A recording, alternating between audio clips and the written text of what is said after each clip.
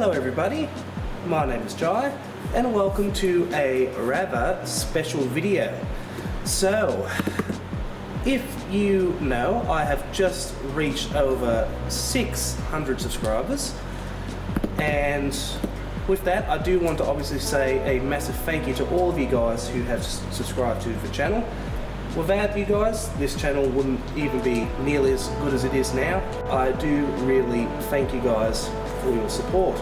So, because of that, I have decided to do something in a very rare occasion, and that is a box sent for me from Auscision Models, and in that box is 2 DCC sound locomotives. Yes, I decided to get a couple DCC locomotives for the rare occasion. So, without further ado, let's get this open.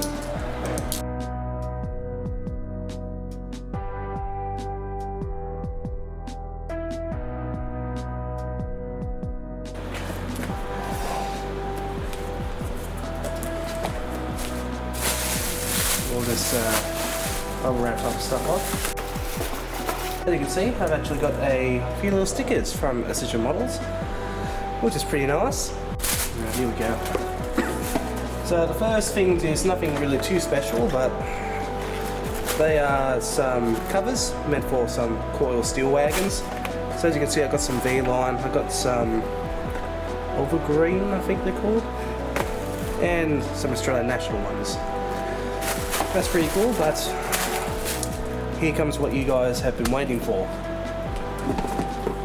As you can see, I don't just have one, but I have 2 of the brand new released Auscision Models DCC sound C Class Locomotives. The first one is C501 in preserved livery, and the second one is V-Line C506 in V-Line orange and grey. So quickly we'll take a look at the box artwork. So here's what the front of the locomotive looks like. You got the front, of course you got the side, or underneath I meant, sorry. You got the top, and then of course you got, well, the locomotive that you purchased. Now, obviously one way you can tell that this is DCC is one, the box is pure white, but also, because if you see right down there with the red writing, it says DCC sound equipped. So now let's go ahead and see what she looks like inside.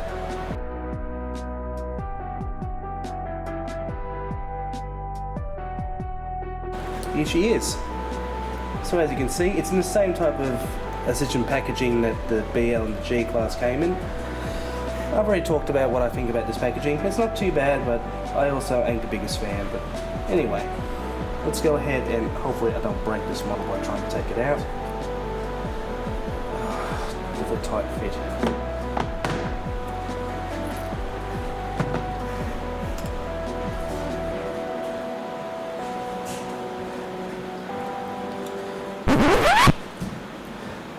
We've already got a bit of a problem, I can see. Look what's come off. The air horns have already come off. Come off from there. Well, that's a bit of a bummer. I'm going to have to re-glue them. Hopefully the V-Line one doesn't have that problem. But here you go, as you can see. Here is C501 in preserved livery.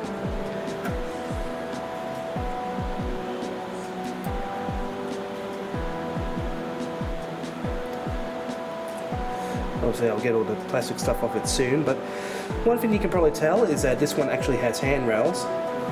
I'm pretty sure this is the only C class that actually does have, at least in the VR livery, that has handrails. But yeah, all in all, definitely very nice model. Just a bit of a shame about the horn. Alright, let's go ahead and unbox the V-Line C class.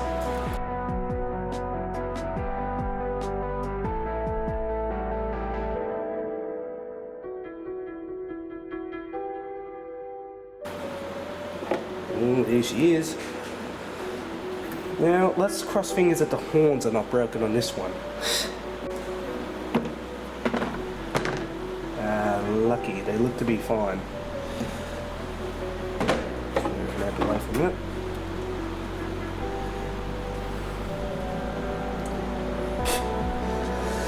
Well, that's pretty cool. You can't even see the front of it. I will take off the little bits of styrofoam in a minute, but just the first impressions, this is how they are when they are packed. But no, all in all, definitely very nice, I would say. Yeah, as you can see, the horn is intact. Alright, now I'm going to take off all these bits of foam and then we'll have some closer details look at them. Alright, so I've just got a quick update for you just from the last clip you just saw. As you can see, the air horns are now back on C501.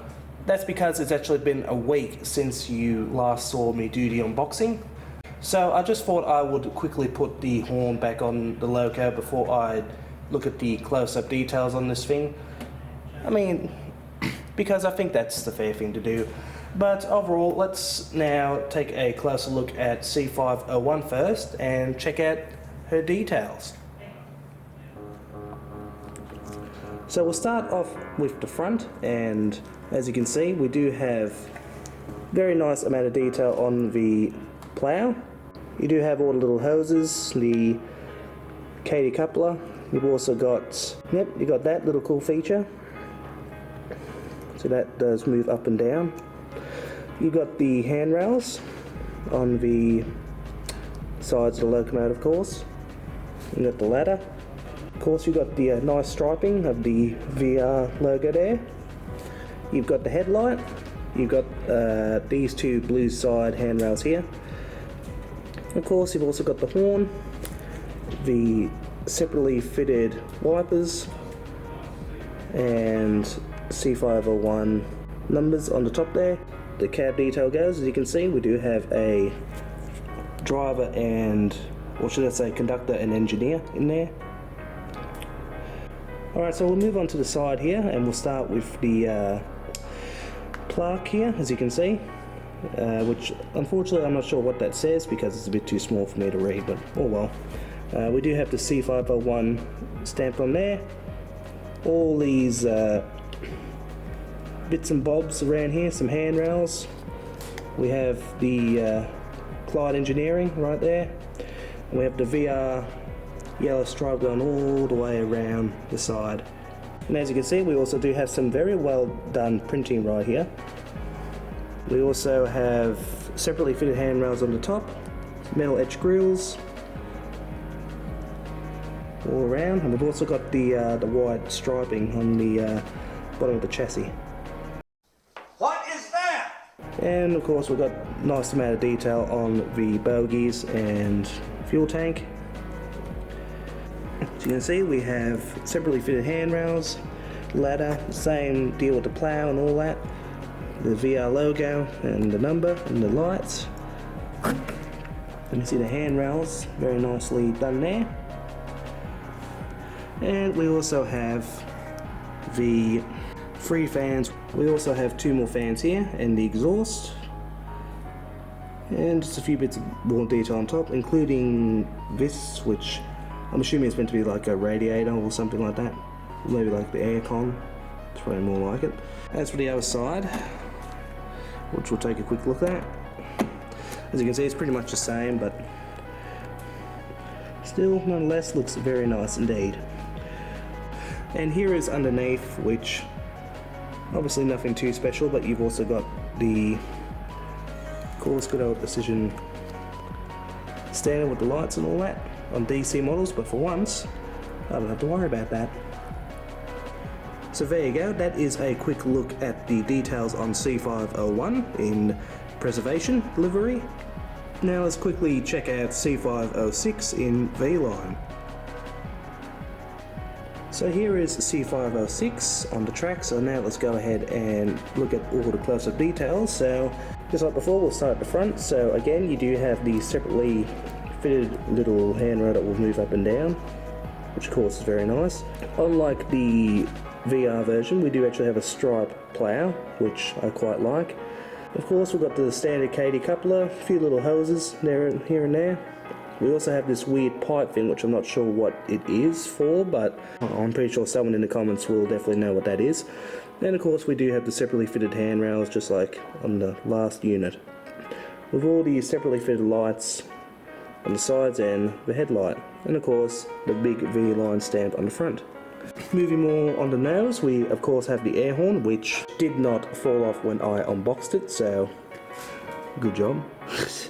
I'm not sure what this is meant to be, but yeah, as you can see, it's kind of an odd looking round thing next to the number boxes. And again, we do have the separately fitted metal etched window wipers, and of course we do have some cab detail.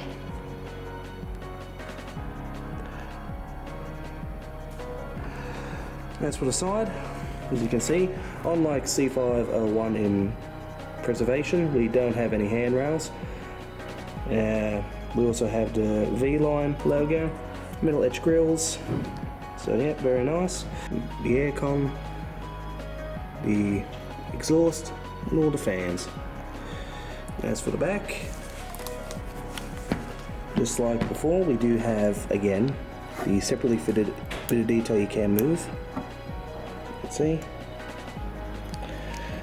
and we do have the back handrails here, V-line logo, and all the lights and the number. As for underneath, it is pretty much the same. Yeah, as for the other side, just like before, it is pretty much the same. Just a few added bits of handrails and all that, different areas. But all in all, yeah, so that is all the details on C506 in V-line.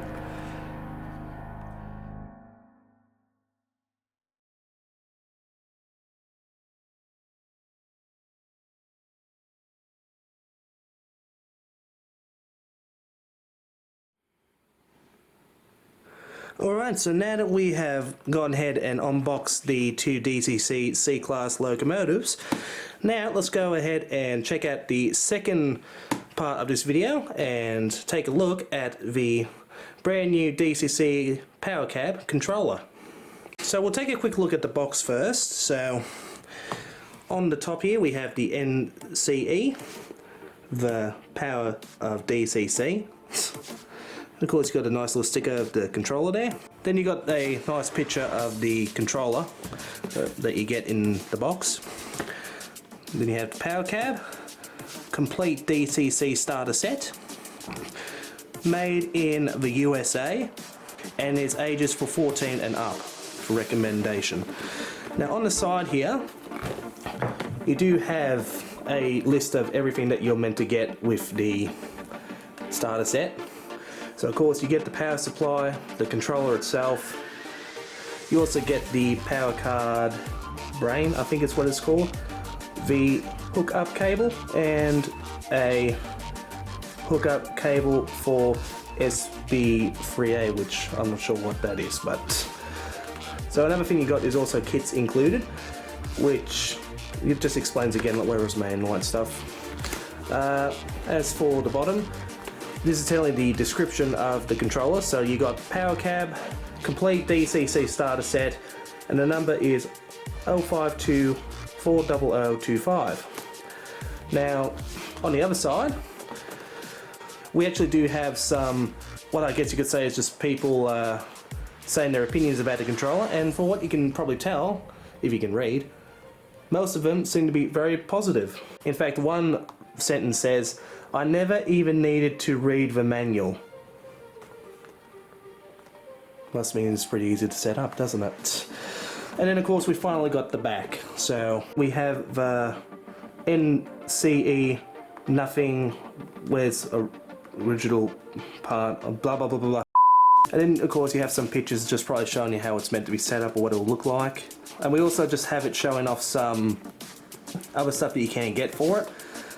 This is meant to be a bigger power supply. I think a 5 amp or 10 amp one. You can actually get it for it as well. And you can also get a, what is known as a Pro cab, which means it's a wireless version. So I have no doubt that's probably like another, $200-300 bucks, but who knows. some more pictures, and I'm pretty sure this is meant to be like the wireless setup here, what you're meant to get. And then here we have some like a mini instructions just showing you how it's meant to go together.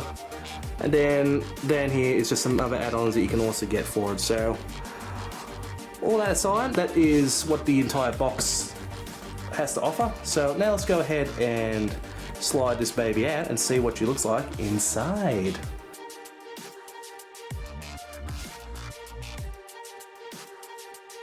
There it is. So the way you want to open it, I think, is this type of way.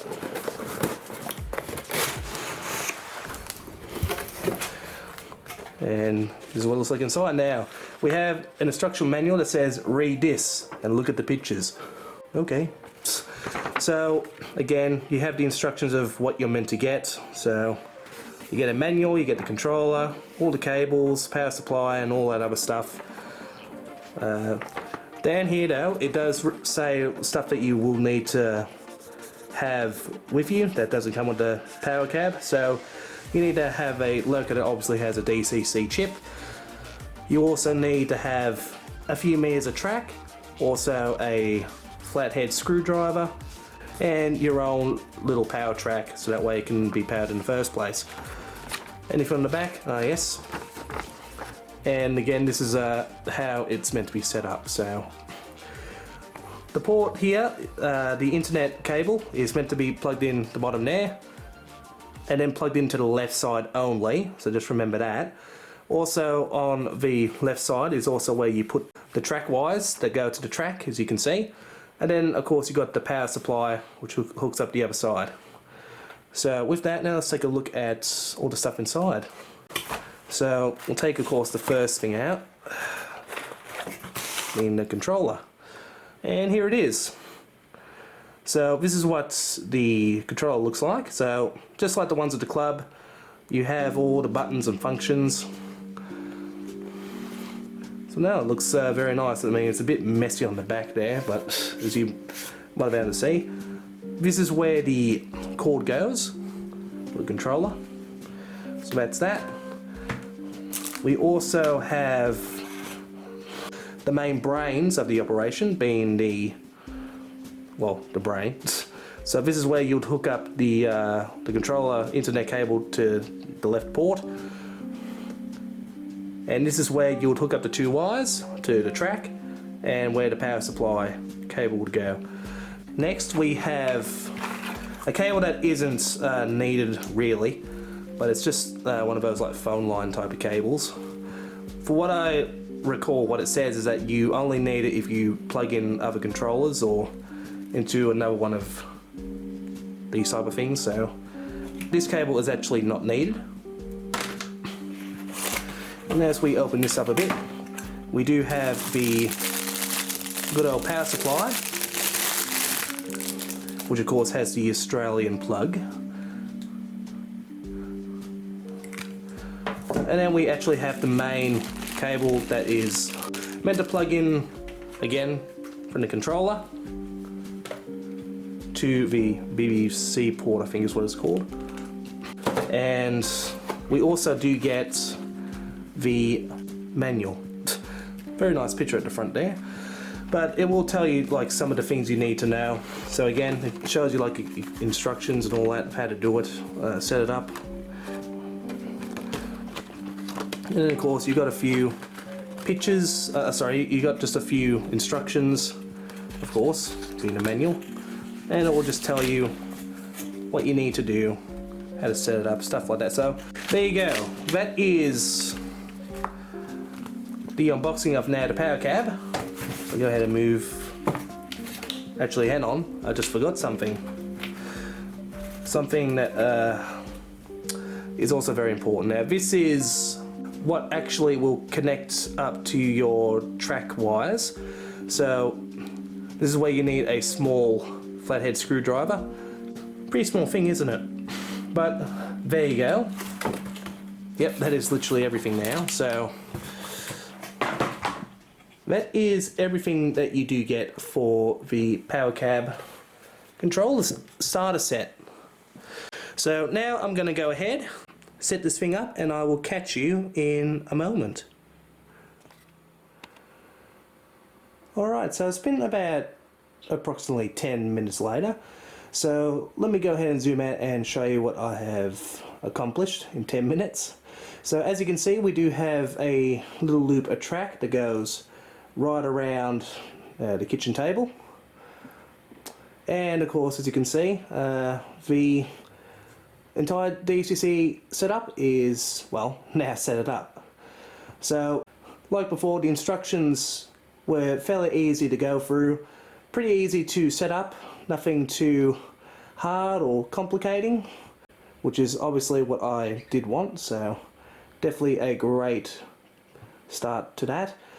So now we're going to go ahead and test my first ever loco on my new setup, and that is of course going to be C501 as my first test subject to see how my new DCC controller will work with, well, DCC locos. So we'll see if it's going to be good or not. So let's go ahead and try it out. So the way I'm going to do this is I'm going to follow the functions from the C class instructions that Auscision gives you. So we are going to start out with all the functions from 0 to 9. Now I'm not actually going to use all these functions as far as the numbers are here, because you can just do some of the functions easily, such as headlight, stuff like that, and the horn, which even knowing that's F2, you can just blow horn. So what I'm going to go ahead and do though is I'm going to put on the headlight, and of course by doing that you just want to put in a headlight. As you can see, it's on. Another thing you want to do is function 7 will turn the side lights on, and also the engine sounds apparently. And as you can see, you've also got the cab lights too.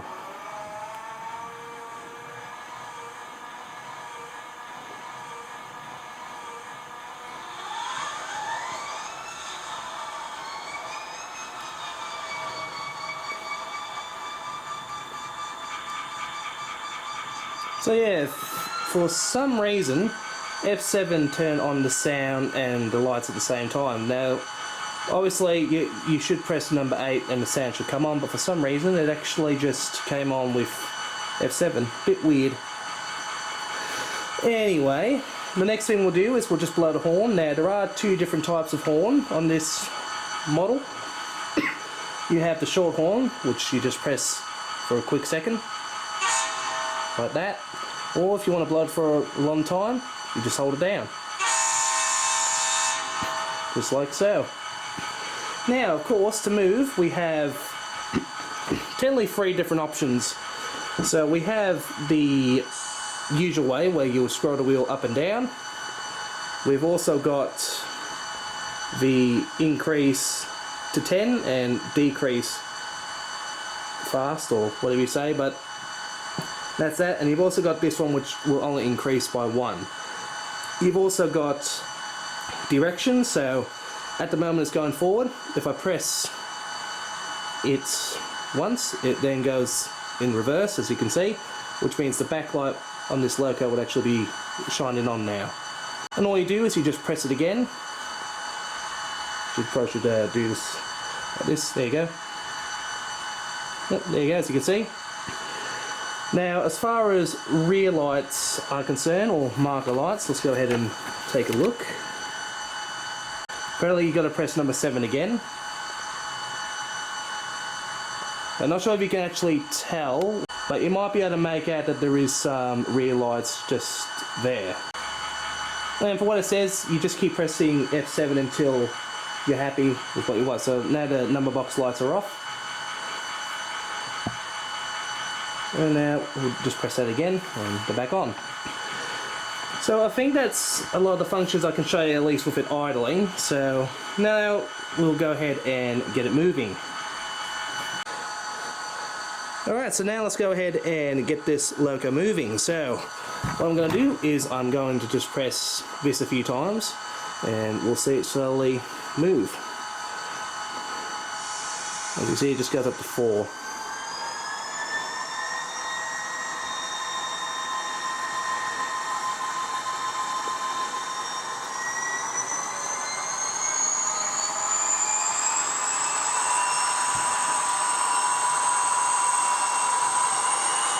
and off it goes.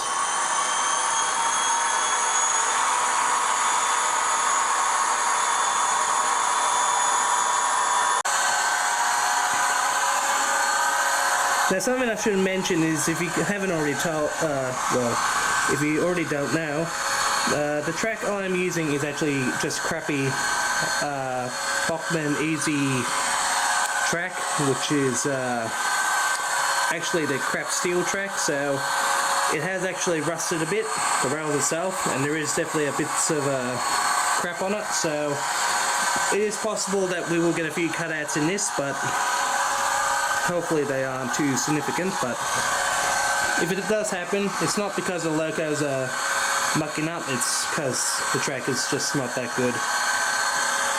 But no, it seems to be running very nicely. So I'll go ahead and see if I could do a few more functions and see what I can do from there.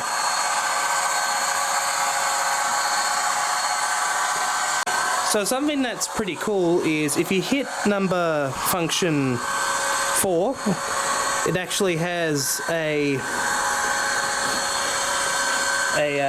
fairly cool sound. So let's go ahead and press number 4.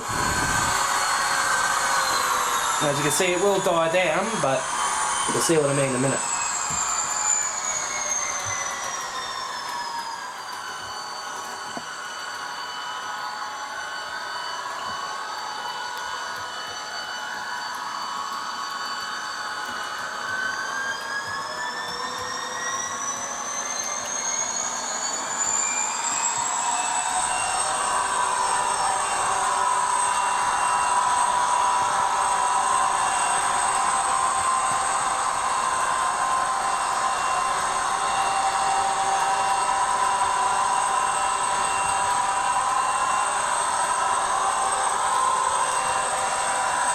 Not sure if you can hear it or not, but if you can, that is actually the sound of the diamatic braking. So yeah, pretty cool feature. So I'm pretty sure for what they say it's meant to be the prime mover.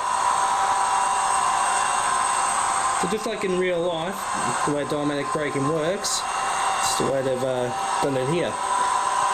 And all you do is you just press F4 when you want to cancel it. And here's what will happen.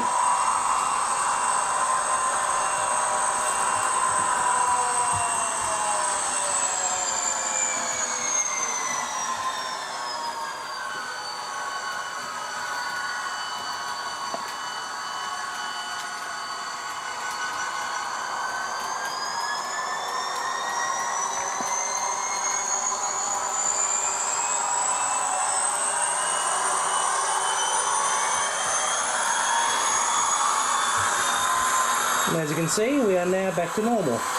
So the next thing I'm going to do now is we're going to now head back to the Carrara Railway Club, where you'll see both of these C classes pull a couple of trains around the main layout. So we'll have C501 be up first, pulling a small passenger train, and C506 can just be hauling a goods train or something like that. So, whoops. On that. So let's go ahead now and go to the Carrara Railway Club and see these two locos pull a couple of trains.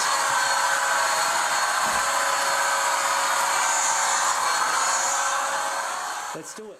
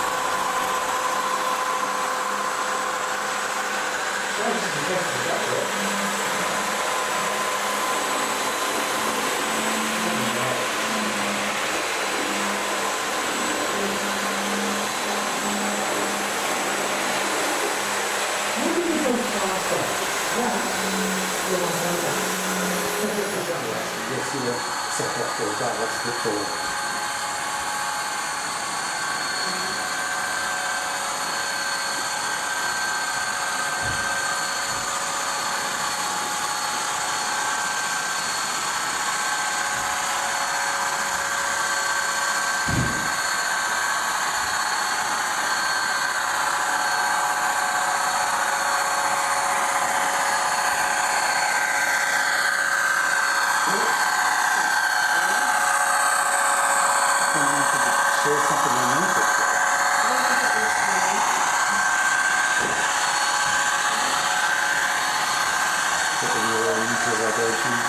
don't know. I had a weird thought. I wasn't actually trying to be rude. I really thought I did it. Oh, okay.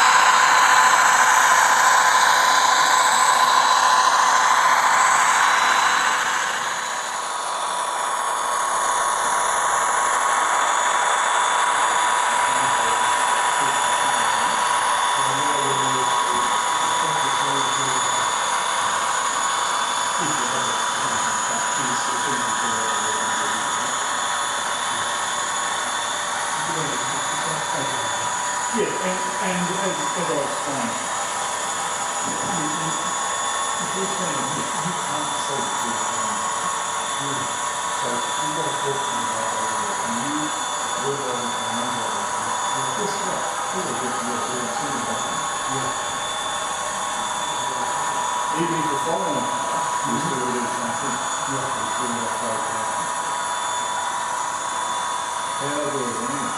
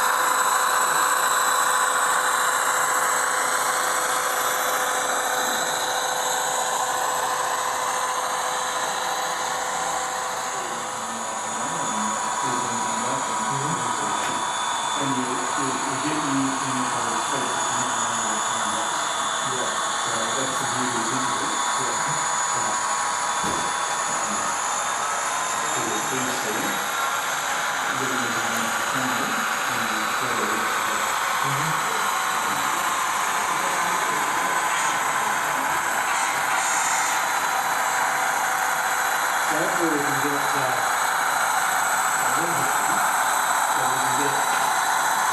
signals to the even anything, you can wire them straight to the panel so you can just have all the volume. But my concern is signals. You need something.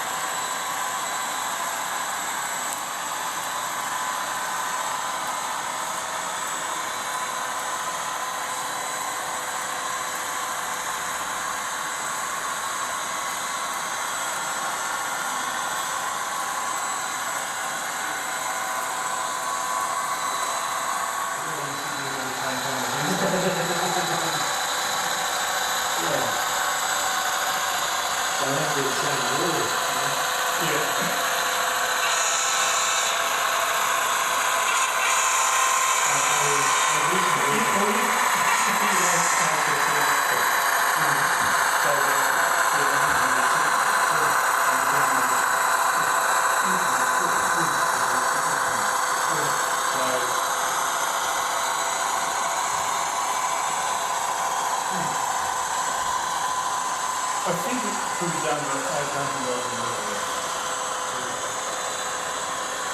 sure it can be done. I'm guessing there'd be some sort of circle involved.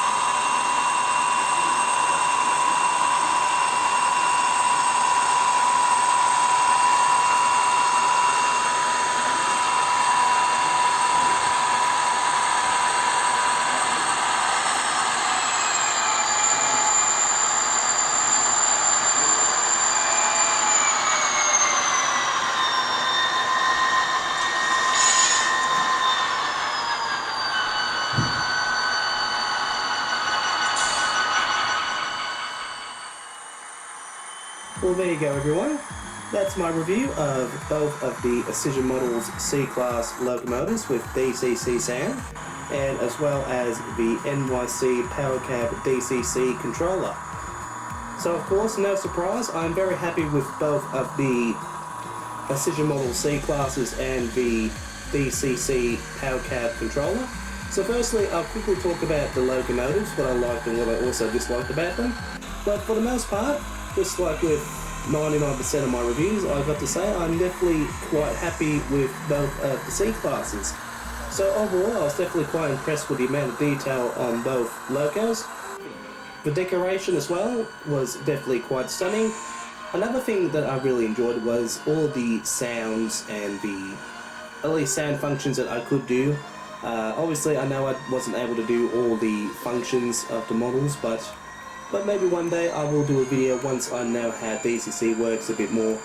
I will probably try and do a few more sound functions or just a few more normal functions in general. But no, overall, all the sounds were definitely very nice. Although I'm pretty sure the sounds that are on the C classes are the exact same that the Gs and the BLs have. They do sound very similar, although they don't sound as crispy, if you know what I mean. Like, they don't sound as weird as the Gs and the BLs. They actually sound a lot more nicer and smoother. But yeah, overall the sound was also a very, very nice add-on for once on these reviews. So yep, definitely really enjoyed all the sound features. And of course, another good thing was the running. They were definitely, for the most part, really good runners, with them especially having quite a good amount of pulling power.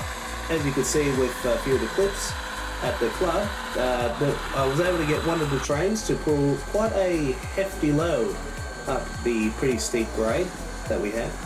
But now I'm going to quickly talk about the gripes and the things that, you know, that I might not necessarily like about these models. So the first thing I want to talk about is, as you would have seen at the start of this video, as I was unboxing C501, you would have seen that the air horns on the loco popped off. Now, I never did get the loco out before I did start filming, so I guess it was just maybe just bumped around in transit or something, but for the most part, like I said, it's just something a little bit nitpicky to talk about. I mean, it was a bit annoying that I had to glue the horn back in. And to be honest, it is quite annoying when bits of detail do fall off on a brand new model that you haven't even opened yet, but for the most part, it's nothing too bad or anything like that. So that is the one little gripe, at least I have, that's minor.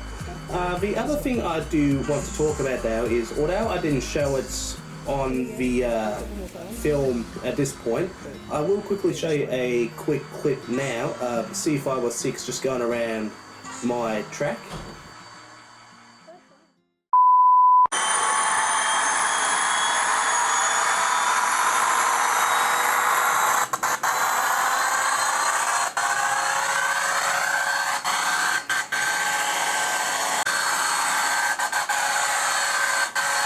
That's alright, the sound will...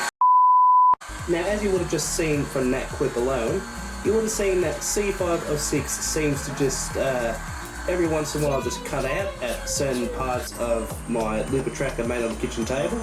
Now, as I did state earlier in the video, that because the track is just steel track and, you know, it's not that good type of track, of course, I'm not really surprised that we had a few stutters and cutouts because of it.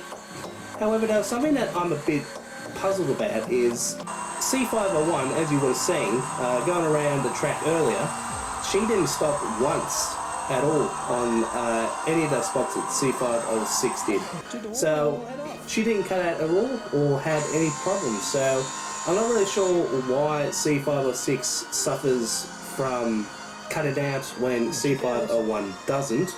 But I guess the only conclusion I can come up with is that obviously C506 is a lot more of a sensitive model than C501. So although they are obviously meant to be the same model, clearly C506 has a few more sensitive issues than C501, as like I just mentioned before, C501 had no problems going around the track whatsoever.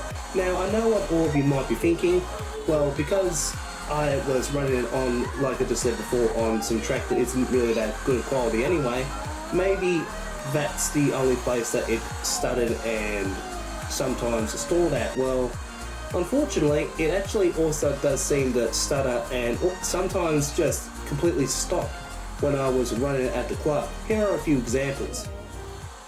Yo, what up?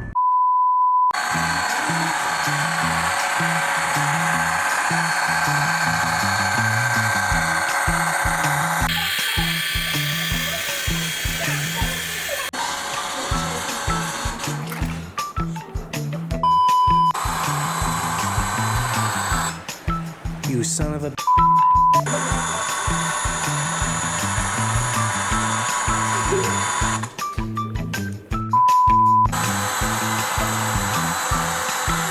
What's your fail for Oh no! Speaking about fails...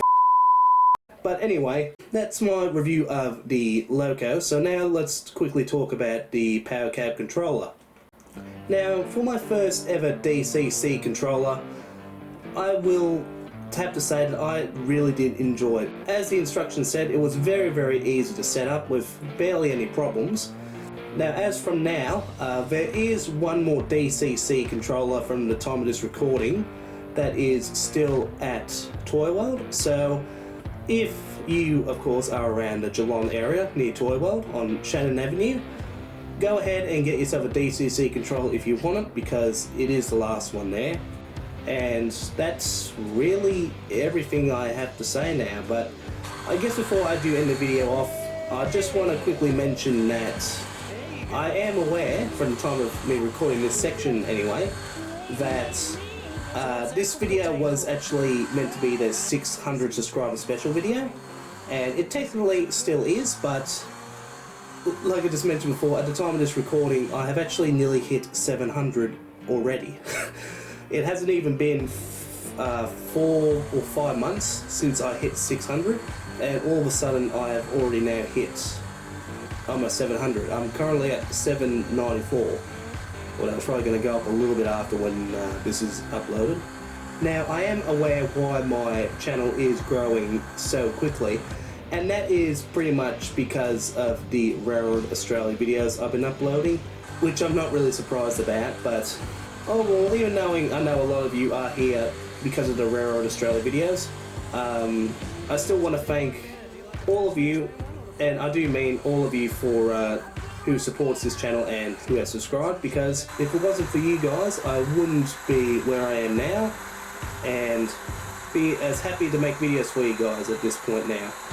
So I do want to definitely sincerely say thank you from the bottom of my heart, and I hope you guys will stick around even after when the Railroad Australia series has finished, because I know that, you know, that's going to have to finish at some point.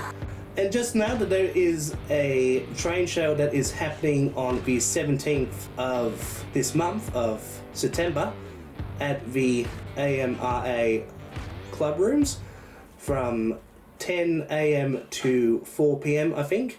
So if you guys are attending, I will actually be heading to that exhibition on Sunday. So if any of you guys, you know, see me, you know, make sure you say good day or anything like that, because I'll be happy to, you know, say hello to any of you guys if you are there. Overall though, guys, thanks for watching, and I hope to see you in my next video. So take care, guys, and I will see you next time.